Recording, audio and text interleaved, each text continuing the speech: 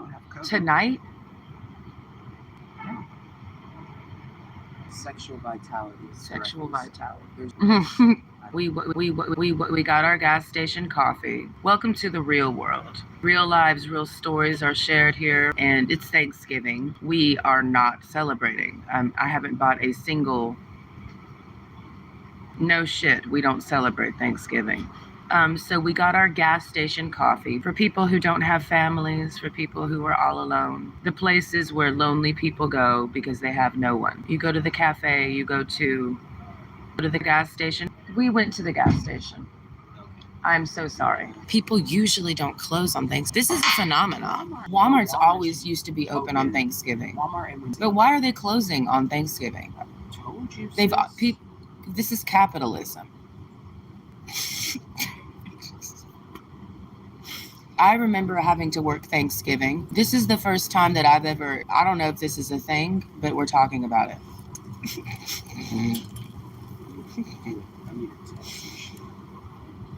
Happy Thanksgiving. Hope you're enjoying your turkey and celebrating your native heritage.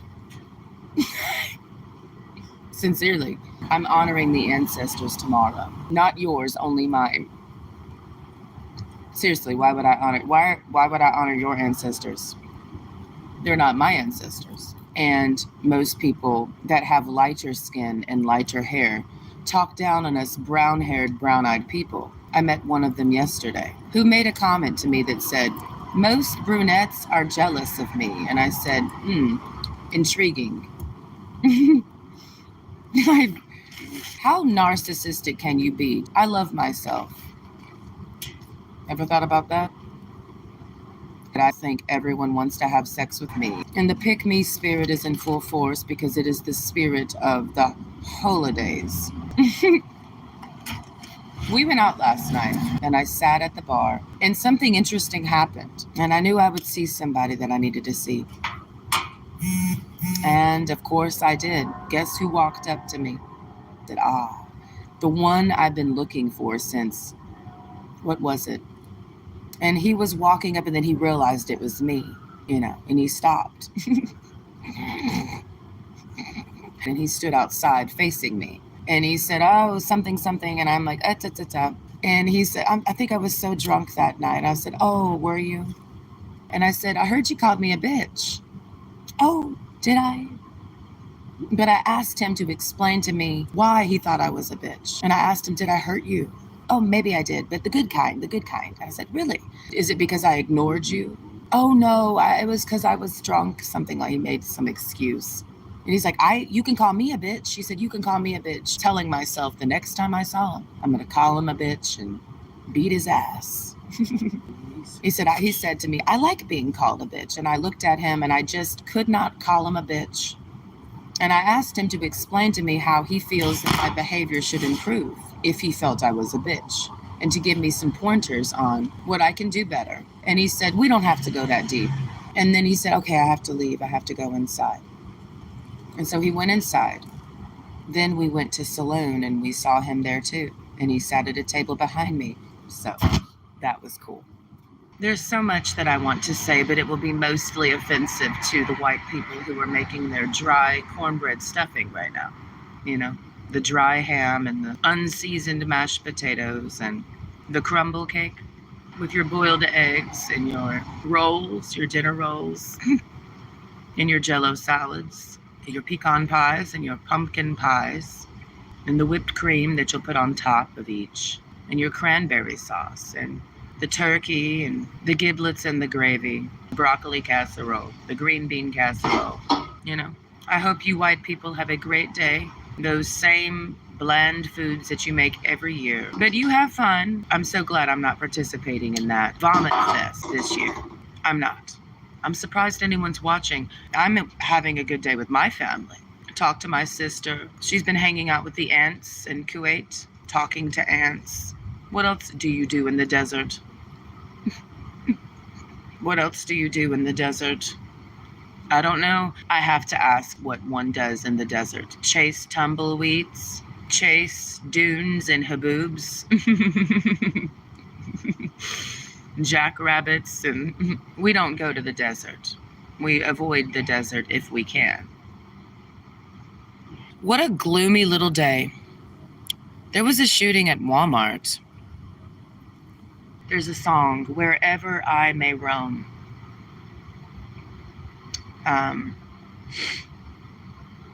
You know, I don't believe in pets.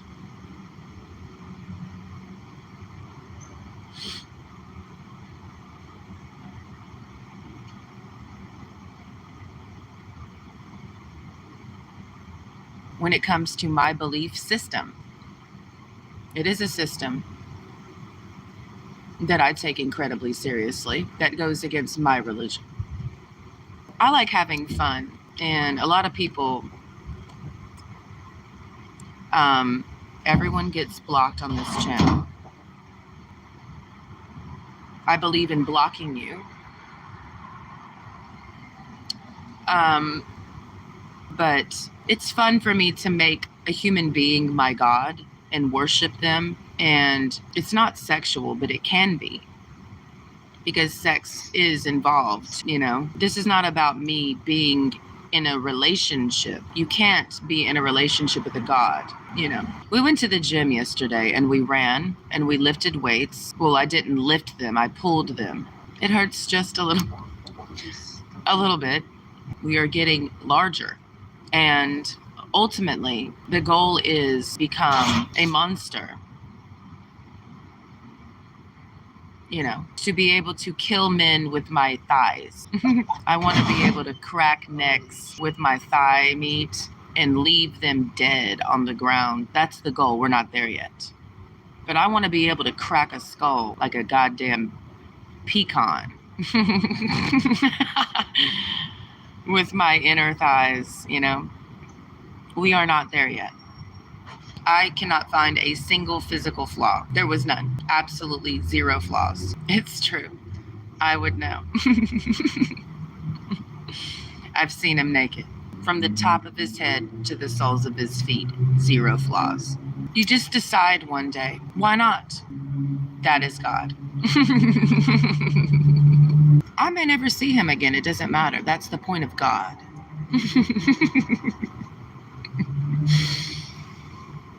I'll pray to him tonight.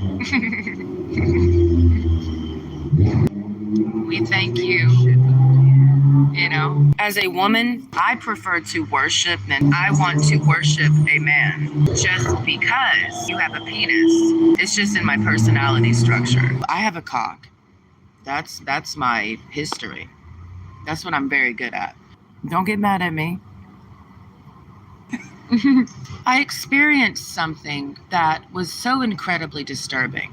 And I said, I have my own belief system and I trust it. But ultimately, I can honestly say I am victorious. It's nothing that I can explain to an audience. It's just something that I live. And I trust my instincts. And I'm not here to convert anybody to what I believe. In fact, it's impossible. That's a lot of depth there. Who I am and how I see life is a very intricate situation. There's no way I could let you see life from my point of view. You can let go. Energy for me, that's a lot of things. I know what I mean, and that's all that matters. I'm not even talking deep right now. There's no way to talk deep about depth. Speaking is redundant. We are inside each other. That's how this works. By the time we open our mouths to speak, it's already... Everything's already been said. Everything's already been said.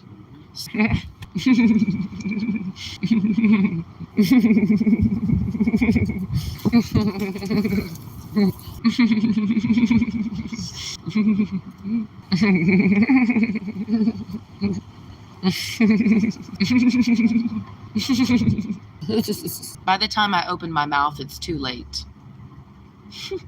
And I had shorts on, like I do now. You know, I love wearing shorts. So the moment it got warmer, I'm like, shave the legs, trim the garden. And this dude walks by. He's like, oh, those tattoos on your legs. Yes, sir. And he's like, I got tattoos. And I'm like, uh-huh. Can I sit with you? Sure. So we sat down and he said that he knows how to draw really well. And I said, oh, really? Because he said he did his own tattoos. And he mentioned that he did one of them while he was in prison. I said, oh, okay. He pulls out a notebook and markers. And he said, pick any animal, I can draw it. I said, a bear. And he starts to draw. Then he did another picture. He did a self-portrait of me. And he said, so many women come to me to have their portraits drawn. The level of artisticness that he had was of a 2-year-old. Then he said, he was trying to hit on me and I was repulsed and he knew it. He wouldn't go away. And at some point he said, I've been around a lot of naked women. I'm going to draw you a naked woman to show you that I know what a naked woman looks like. He proceeds, and as he's drawing this with markers, he proceeds to motherfucking tell me and describe each body part. He said, and these are the titties, and these are the nipples, and this is he drew a hole with a line and said, that's the vagina. And he reminded me of somebody, another sexual predator that I'm aware of, who also likes to use, who has the mental continuity of a preschooler. I can't imagine anyone would be stupid enough to type in my chat, is it your way of trying to molest me? Because you know I have to block you, so therefore you feel like you just touched me because you know I have to reach up and block you. So you feel like we touched? Is that your thing? Because it's giving chomo. Don't touch me. And just imagine this, since you want to be a cosplayer with the internet, dude. When you comment and I press block, just imagine that being a sawed-off shotgun blowing your ball sack off. Okay? Or you can imagine that I have a hatchet in my hand and I'm chopping your fucking hand off. Each time I press the button, that's the hatchet on your hand. Okay? There we go. Got it. Some people never learn. I'm not here to communicate with anybody on the internet. I'm not here to chit-chat and communicate with strangers on the internet. Like the pervert in the chat. You just simply get blocked. We don't know why you even try. I don't even know what you said, but I just pressed block. I don't know, some people are sadists. They like to put their hand in the fire and feel burned and then cry victim. We're just baiting your inner sexual predator. Somebody says, don't touch me, and you feel compulsed to do so. Don't touch me. If you reach your hand out to touch me, you get your hand chopped off. Don't touch me.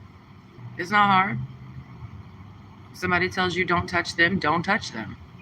But you can't help yourself, right? We'll head home in like 5 minutes. We're gonna go sit in our shoebox apartment and jack off for hours. We can do that. All right, well, goodbye.